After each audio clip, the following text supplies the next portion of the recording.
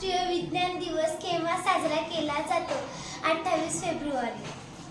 कोणाच्या शोधाच्या स्मरणार्थ राष्ट्रीय विज्ञान दिवस साजरा केला जातो? सी.व्ही. रमण.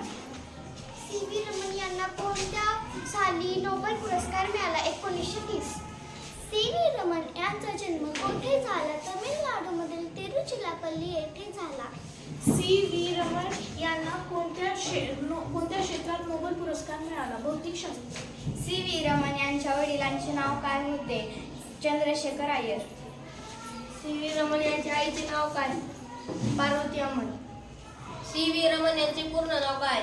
चंद्रशेखर वेंकट रमण. सी.व्ही. रमण यांचा जन्म केव्हा झाला? 7 नोव्हेंबर 1888.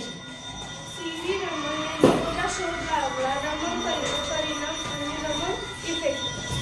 सी.व्ही. रमण यांना भारतरत्न कोणत्या वर्षी मिळाला? 1974.